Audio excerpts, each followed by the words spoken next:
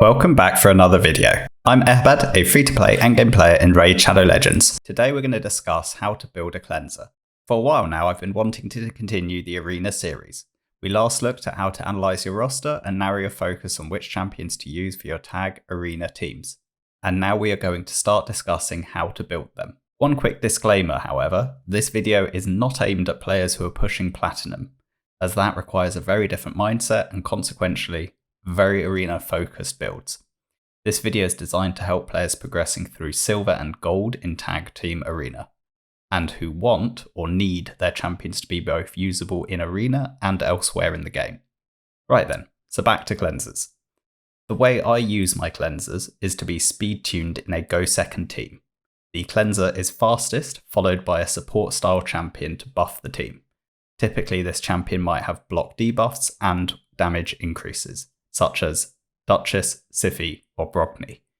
These champions are by no means mandatory for the strategy, however, and you could use a combination of strippers and controllers after the cleanser, but I do like the consistency a tanky support champion brings to my teams, particularly as I'm fighting in Gold 4. In general, for these supports to be viable throughout the game, particularly considering Doom Tower and Hydra, I think you need them to be faster than 250 speed as a minimum. Whatever speed you're able to build your supports at, you then need your cleansers to be faster than that.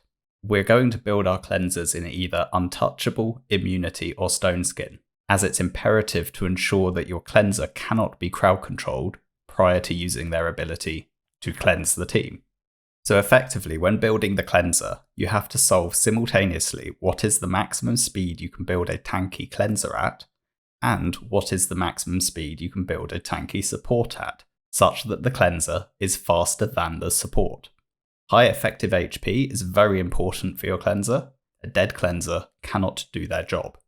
On average, I'd recommend targeting the support to be between 260 and 280 speed to be usable everywhere in the game, and the cleanser to be between 5 and 10 speed faster.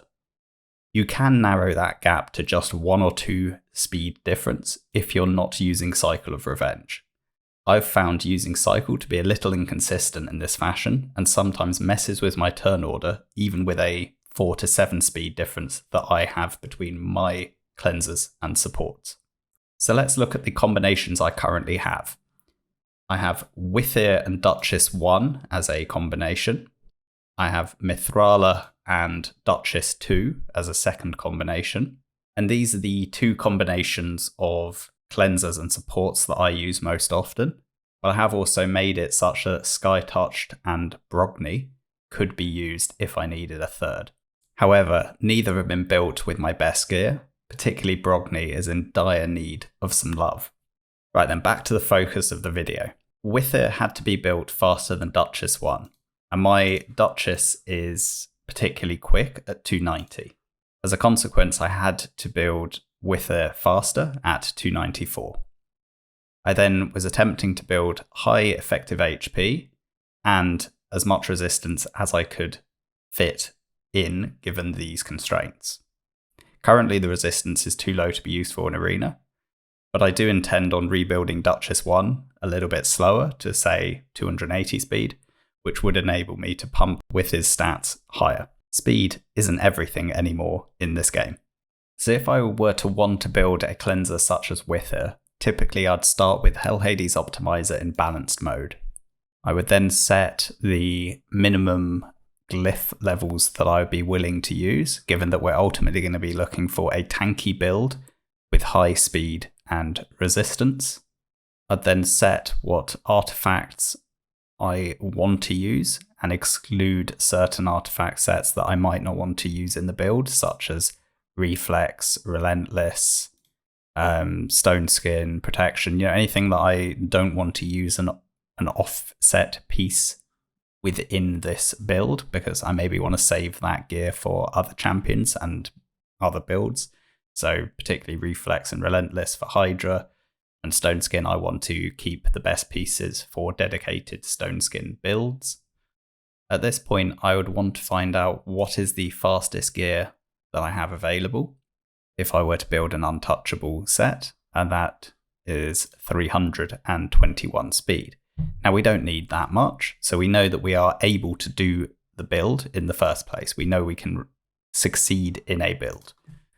If we say Duchess is 290 and we want Wither to be a little bit faster, maybe we'll set the minimum speed as 292. I then want to find out what is the most resistance that I can fit in a build. At that point, we establish that we could get to 626 resistance given this level of speed.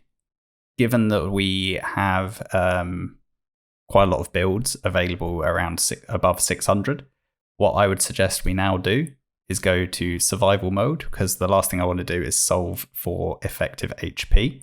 So essentially, find out what my fastest build I can do, and assuming I can beat the speed required in a given set, I then set the minimum I need to continue.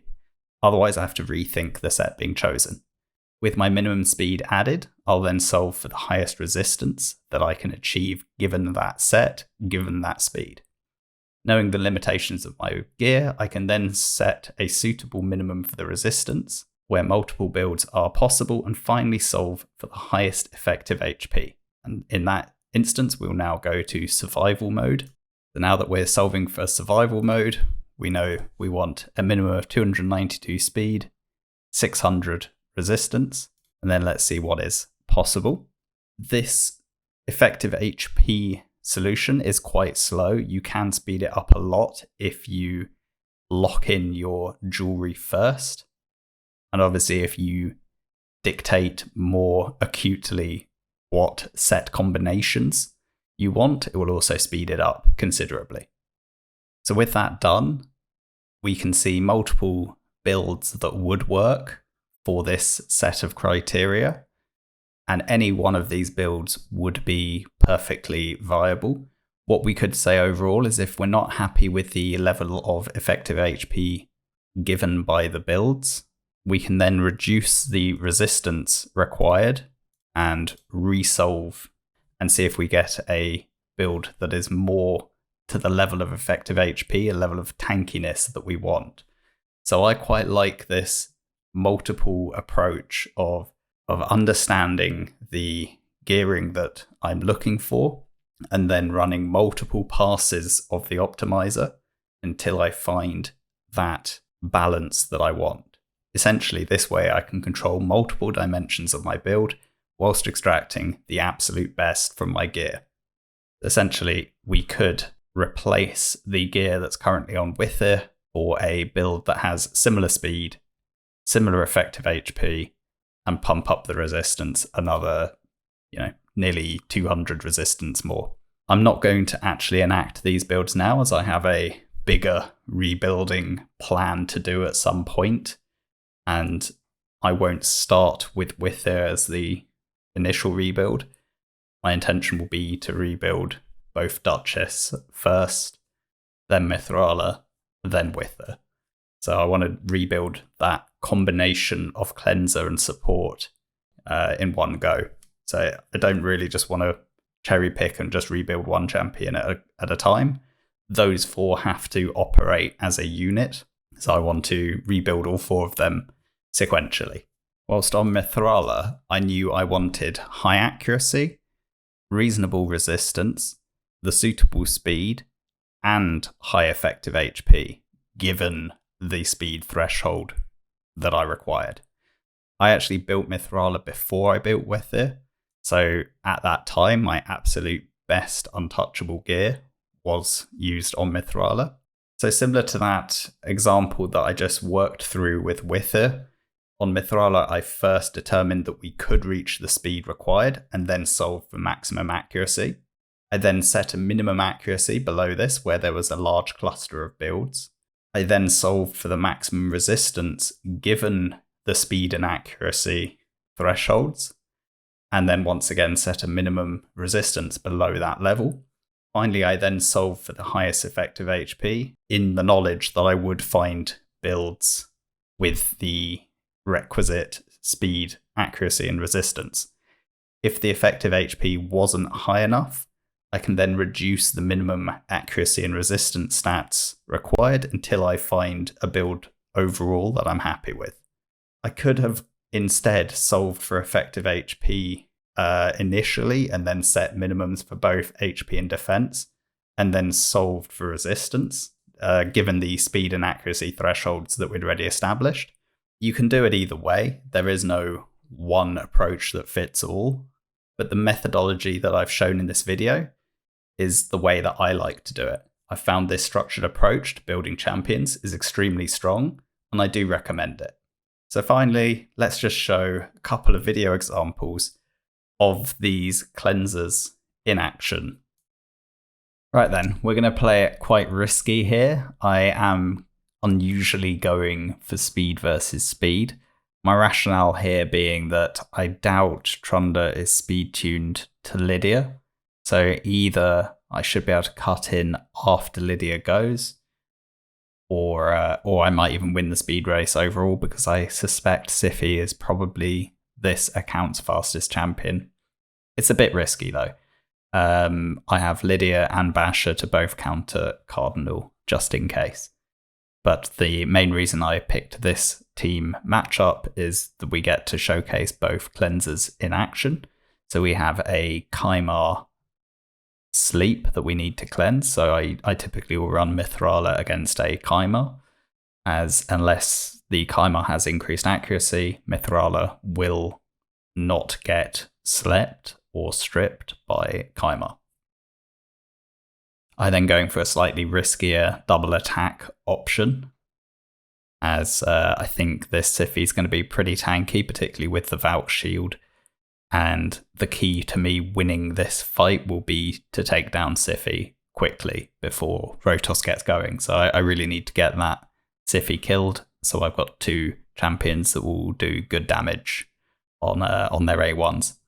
Also, importantly, two damage dealers that will be reasonably tanky and be able to take the damage that I reckon Valk will actually hit pretty hard. And then in fight 3, we have a Hegemon team, so we're going for a cleanser there. I then have my support. I actually am bringing in a stripper here in Ramantu, who is actually in 4-piece stone skin, so we'll be able to take the hit as well. And then we've got the second Candrafon in place here. Right, so we did go first. Put their skills on cooldown. They're all in immunity, so that's not really going to do anything.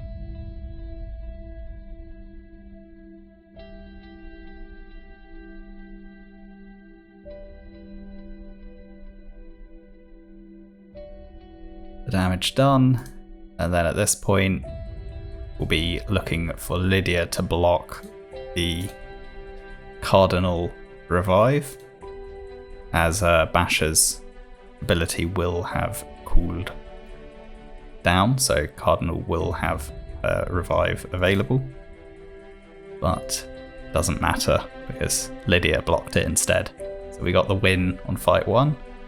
Kymar goes, we then cut in, which will boost the TM of the rest of them and push us back.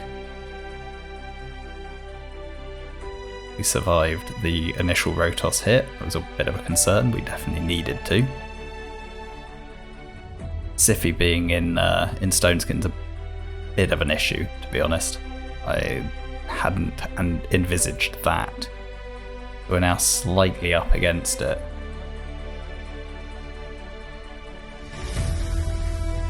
Try and kill Rotos. Yeah, that is not optimal.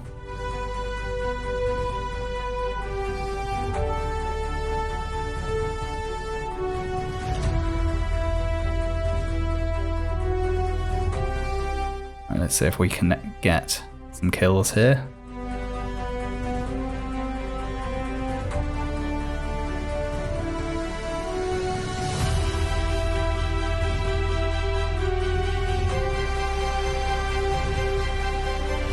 Managed to kill them all. We've still got both our damage dealers alive, and we've just about managed to scrape our way through. There you go first. We'll cleanse. It was a nuke Hegemon. Didn't really think it'd be a nuke Hegemon, to be honest. We can then strip them off. With Parry Candrathon, we then get our opportunity to nuke. Try and take down Duchess. As long as we kill Duchess, then pretty safe. With Parry Duchess and Swift Parry Candrathon. Funnily enough, that's exactly what we have on our side.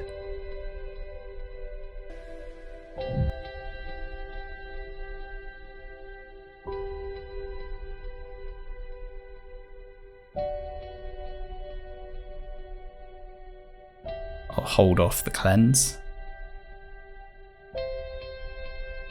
Try and take down their Duchess.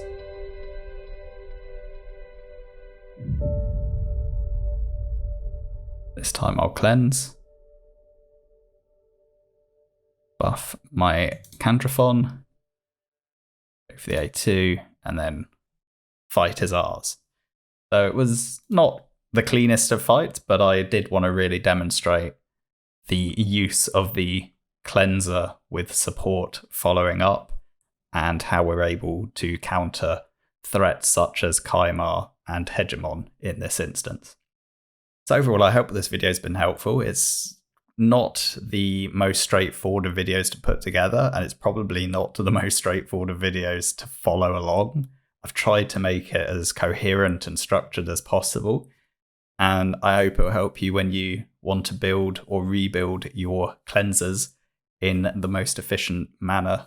I will try and continue this series over the next week or two and focus on getting similar build guide videos out for supports, strippers, control champions, and protection and nukers. So basically do the full breadth of champions that that we discussed in the champion kind of categories.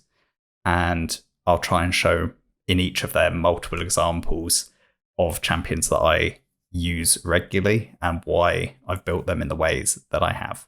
So once again, thanks for watching. Please like, comment, and subscribe. Any feedback you have in the comment section would be very interesting, particularly if you like to use your cleansers in a different way, or you think there are other sets, that we should be considering rather than just Immunity, Stone Skin, and Untouchable. So yeah, whatever your thoughts and opinions are, please share them in the comment section, and I'll catch you in the next video. Bye for now.